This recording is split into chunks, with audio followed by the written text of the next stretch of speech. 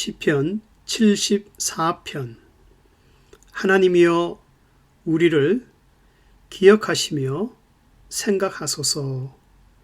우리 성도들이 기도를 하다 보면은 아무런 응답이 없는 가운데 계속 기도를 해야 할 때가 있습니다. 현실은 마음에 원치 않을 정도로 곤란하고 때로는 비참해지는데 하나님이 아무런 답을 주시지 않을 때에 그것은 마치 시원한 바람이 전혀 불지 않는 숨이 막히는 푹푹 찌는 여름 날씨와 같습니다.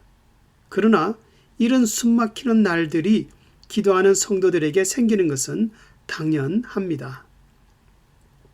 다시 말하면 성도들의 기도의 삶은 넓고 평탄한 길을 걷는 것이 아니라 항상 여전히 험하고 고달픈 길을 가고 있는데 단지 그 길을 하나님의 은혜로 평탄한 길처럼 걸어가는 것 뿐입니다.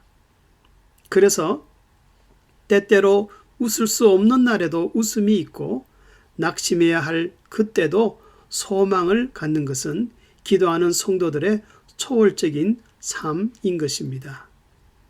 예수님도 십자가 지시기 전에 겟세마네 동산에서 마지막으로 기도하시면서 숨막히는 삶을 경험하셨습니다. 심히 놀라며 슬퍼하사 이때가 자기에게서 지나가기를 구하여 가라사대 아바 아버지여 아버지께는 모든 것이 가능하오니 이 잔을 내게서 옮기시옵소서. 그러나 숨막히는 기도 가운데 예수님은 땀이 핏방울이 되어서 떨어지게 되었고 누가 봐도 실패한 인생 같고 실패한 사역같이 보였습니다. 그러나 고난의 십자가를 지고 부활하셨을 때는 실패가 아니라 분명한 승리였습니다. 그래서 누구든지 사망을 이기신 주님을 믿는 자는 죽을 것 같은 고통의 세월을 보낼지라도 내 속에 계신 사망을 이기신 예수님 때문에 결국은 기도하는 성도가 인생의 승리를 경험하게 하십니다. 본 시편은 그 배경을 보면은 아마도 이스라엘이 바벨론의 포로로 잡혀가기 직전인 것 같습니다. 그러나 하나님은 침묵하셨고 삶의 칼바람과 같은 고통이 계속 불어닥쳤다 하고 이렇게 말씀합니다.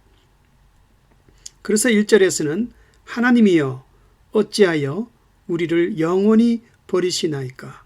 어찌하여 진노의 연기를 바라시나이까?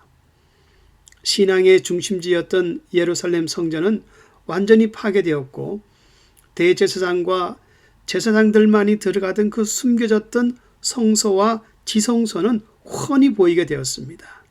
선지자도 없고 하나님의 도우심도 없고 단지 어둠 속에서 나오는 목소리만 있을 뿐이라 하고 말씀하고 있습니다. 그러나 참 믿음으로 기도하는 성도는 항상 어떤 환경 속에서도 미래에 대한 소망을 가집니다.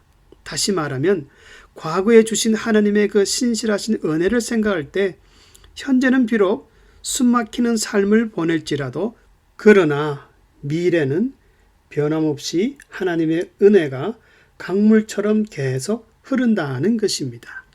한 예로 이러한 소망을 가지는 이유는 과거에 이스라엘이 출애굽할 때 인간의 생각을 초월하여 애굽의 군대를 홍해에 빠뜨리셨으며 12절에서 17절의 내용을 말씀하고 있습니다.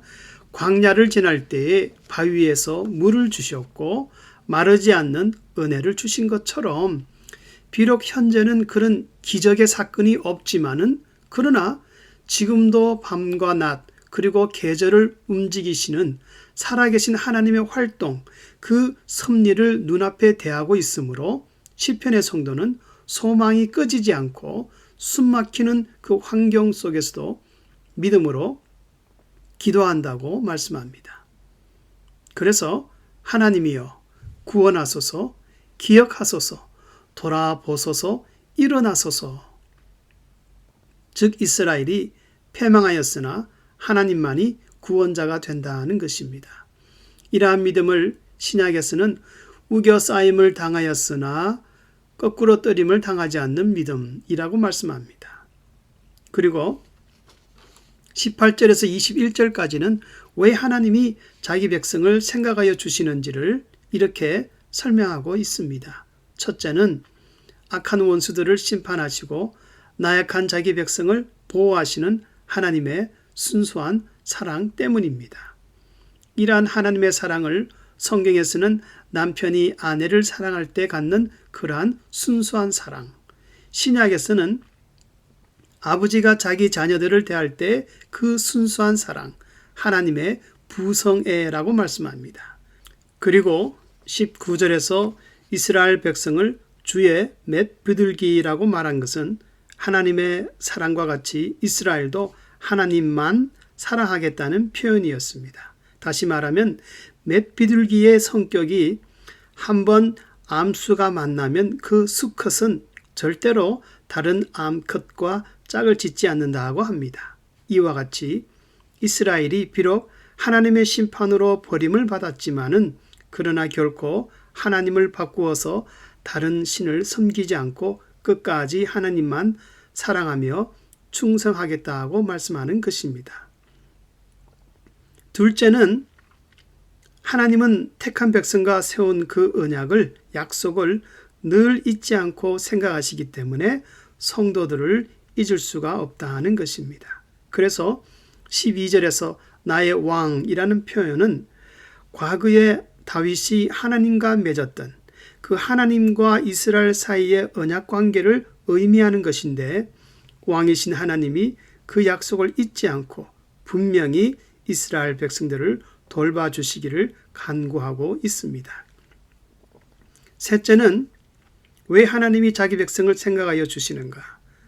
궁핍한 자를 구원하여 주셔서 그들로부터 찬송을 받으시는 것이 하나님의 항상 행하시는 성품, 하나님의 본성이기 때문이라고 말씀합니다. 그래서 하나님은 순수한 사랑과 약속, 자신의 그 성품 때문에 자기 백성, 성도들을 생각하여 결국은 항상 구원을 베푸신다는 것입니다. 성도님들 중에 기도 응답이 없는 그러한 숨막히는 세월을 보내는 분이 있습니까? 하나님이여 우리를 기억하시며 생각하소서. 하나님은 성품상 기도하는 성도들을 항상 돌보시는 분이십니다. 그래서 때때로 우리 성도들이 신음하며 기도할 때도 있지만은 그러나 구원의 약속을 베푸시는 그 하나님의 은혜를 늘 의지하는 것입니다.